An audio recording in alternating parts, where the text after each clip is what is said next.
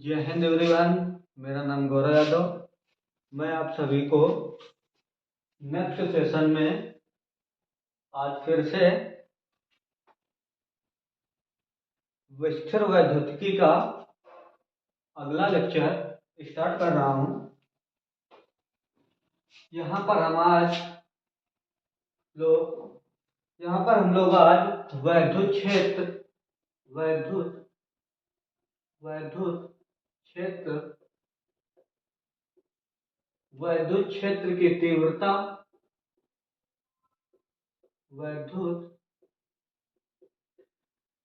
की तीव्रता और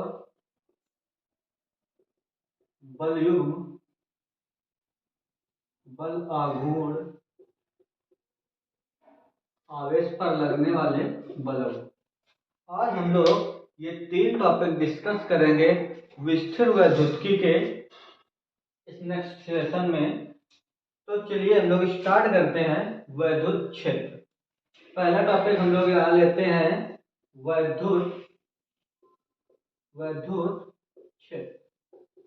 आइए जानते हैं वैद्युत क्षेत्र क्या होता है।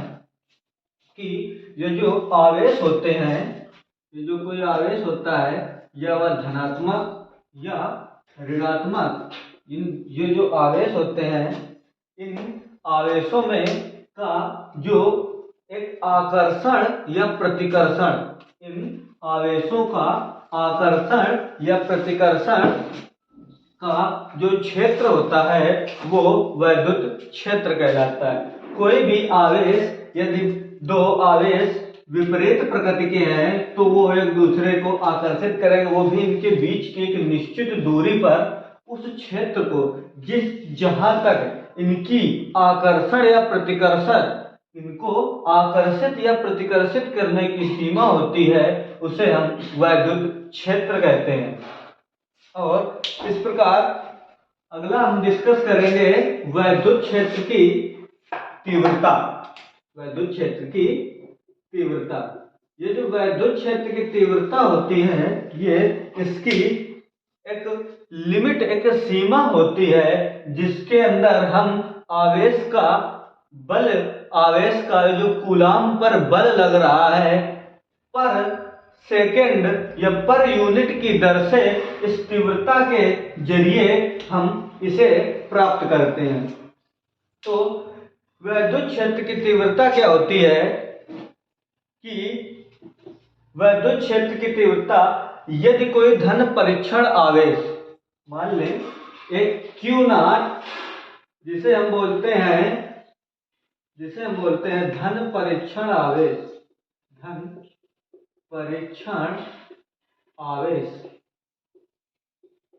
यदि कोई धन परीक्षण आवेश को वैद्युत क्षेत्र, वह क्षेत्र जहां पर कोई आवेश रखा हुआ है, अगर ये आवेश धनात्मक है तो ये इस धन परीक्षण आवेश को प्रतिकर्षित करेगा। यदि आवेश ऋणात्मक है तो यह धन परीक्षण आवेश को आकर्षित करेगा। लेकिन इस परीक्षण आवेश के क्षेत्र के अंदर इस धन परीक्षण आवेश को इस वैद्युत क्षेत्र के अंदर ले जाने में जो हमें बल लगाना पड़ता है, वह बल और धन परीक्षण आवेश के अनुपात को वैद्युत क्षेत्र की तीव्रता कहते हैं। इसे हम E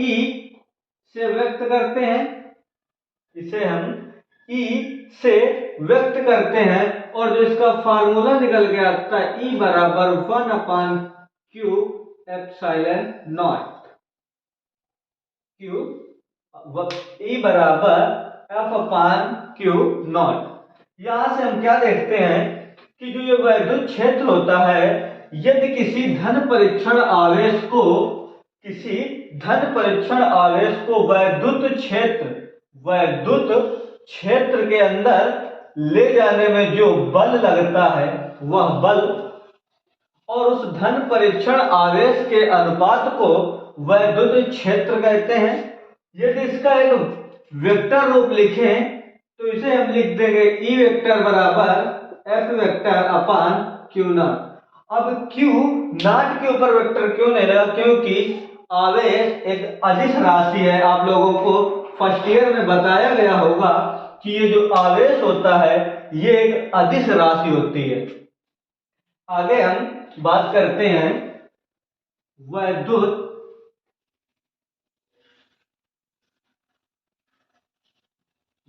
बल आघूर्ण। बल आघूर्ण की बात करने से पहले मैं एक टॉपिक की बात करूंगा, ऐड नहीं किया मैंने उसको।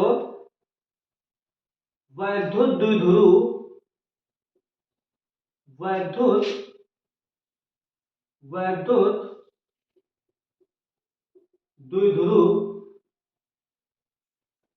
आघूर्ण। वैद्युत द्विध्रुव आघूर्ण।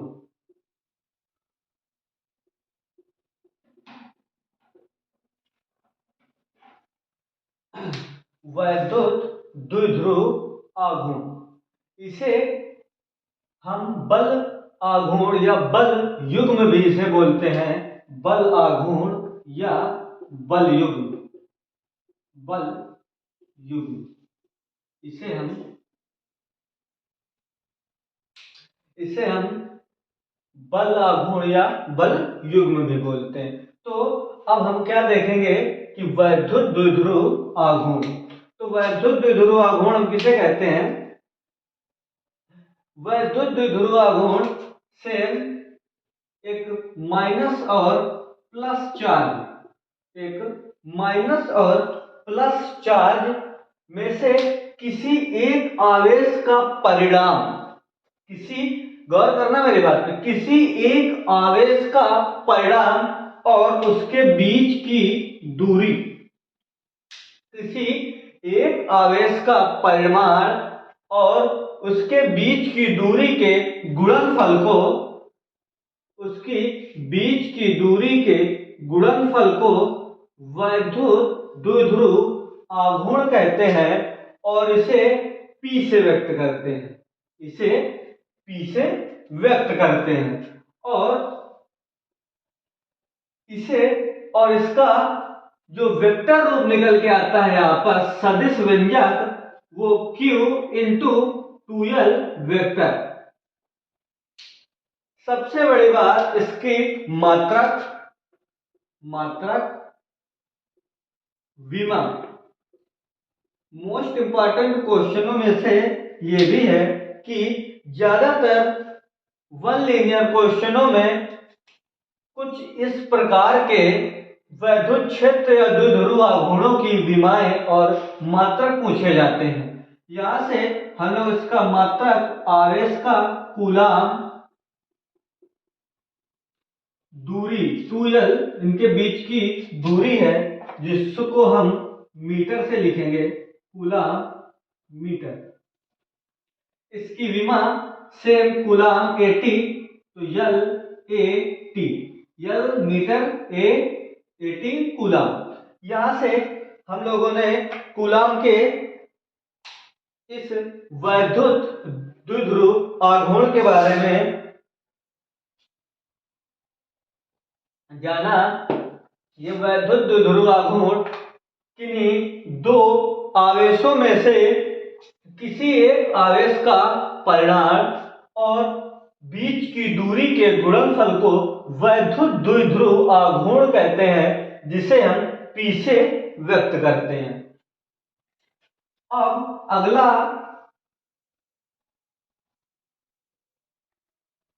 मैंने आप लोगों को वैद्युत क्षेत्र की तीव्रता बताई थी। वैद्युत क्षेत्र की तीव्रता, मैंने इसका फार्मूला आप लोगों को E बराबर F अपान क्यू नॉट दिया था। इसका हम लोगों ने मात्रक और विमा की चर्चा नहीं की थी। इसका मात्रक और विमा हम लोग यहाँ पर डिस्कस करेंगे। तो इसका मात्रक आएगा, बल का मात्रक न्यूटन, अपान कूलम। सबसे बड़ी बात कि इसका जो मात्रक होते हैं वो कई सारे होते हैं। अलग अलग बुकों के आधार पर इसका मात्रक न्यूटन प्रति कूलम और इसी का मात्रक हम लोग वोल्ट प्रति मीटर, वोल्ट प्रति मीटर, और इसका एक और मात्रक होता है।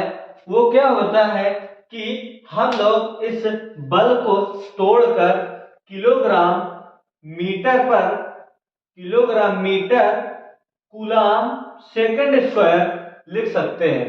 तो इसके ये दो चार मात्रक होते हैं। और इसका एक और मात्रक होता है जूल, जो ज्यादातर एग्जाम में पूछा जाता है, जूल प्रति कूलाम मीटर, जूल प्रति कूलाम मीटर।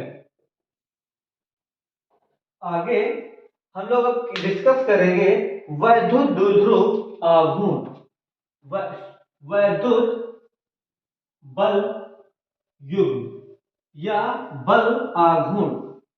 अब हम लोग बल आघूर्ण के बारे में डिस्कस करेंगे। बल वैद्युत, अब हम लोग बल आघूर्ण या बल युग्म के बारे में बात करेंगे।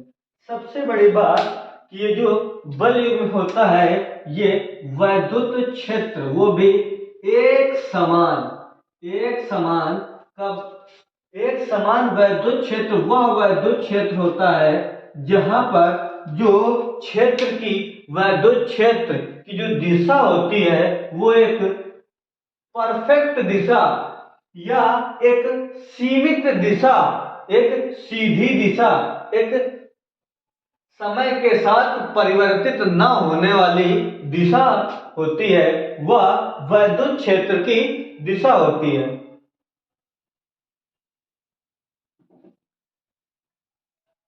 तो वह क्षेत्र जो एक समान होता है उसे वैद्युत क्षेत्र कहते हैं। और या एक समान वैद्युत क्षेत्र पर आवेश, एक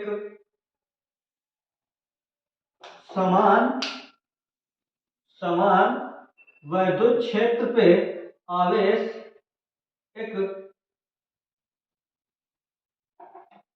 एंगल बनाती हुई कुछ दूरियों पर -q + q 2l, और इसकी जो वैद्युत क्षेत्र की दिशा होगी वह इस प्रकार प्रदर्शित करते हैं।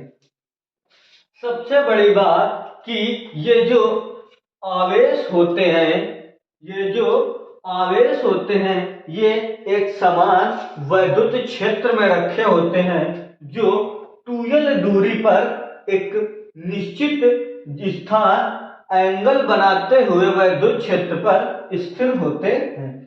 यहां से हम लोग क्या करेंगे कि इस पर जो बल युग्म लगता है उस बल युग्म का हम लोग निगमन करेंगे, वैद्युत द्विध्रुव आघूर्ण या बल युग्म का निगमन।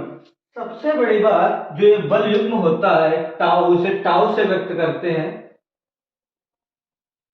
ये जो बल युग्म होता है इसे हम टाउ से व्यक्त करते हैं। सबसे पहले इस पे एक रचना करेंगे हम लोग, इसे नामकरण करेंगे ए बी सी। ये एक समबाहु समकोण त्रिभुज बनेगा और यहां से हम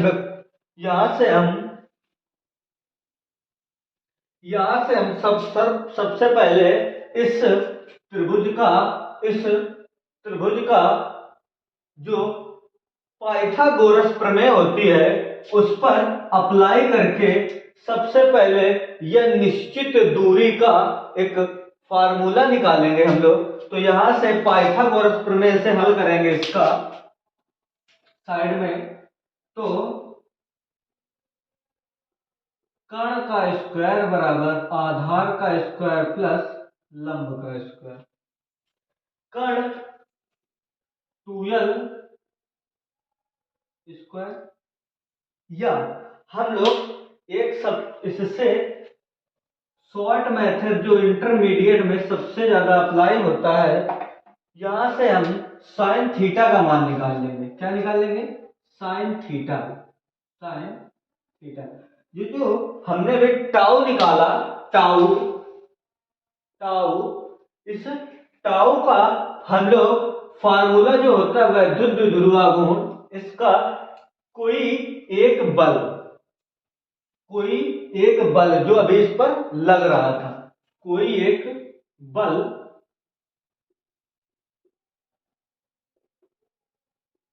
कोई एक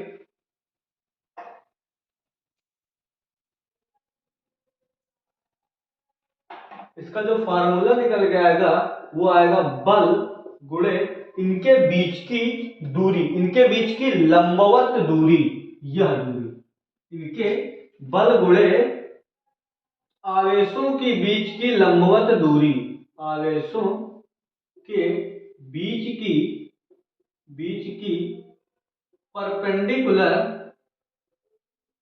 दूरी, यानी कि इसे हम बोल सकते हैं कि आवेशों चार्ज की बीच की परपेंडिकुलर डिस्टेंस, आवेशों के बीच की लंबवत दूरी के गुणनफल को हम बल आघूर्ण या बल युग्म कह सकते हैं। इससे हमने पाइथागोरस प्रमेय का प्रयोग करके साइन थीटा को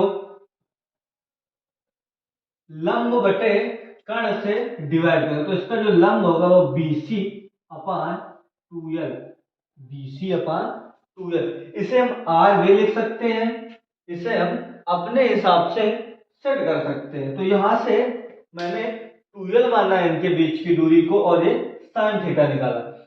यहां से अब हम लोग क्या करेंगे, इस पे अप्लाई करेंगे बल, यानी कि F इंटू आवेशों के बीच की लंबवत दूरी, ये BC, इनके बीच की लंबवत दूरी है। यहां से हम निकाल लेंगे BC बराबर 2L साइन थीटा। यहां से हम BC का मान निकालेंगे 2L साइन थीटा। तो यहां से हम लोग लिखेंगे 2L साइन थीटा, टाउ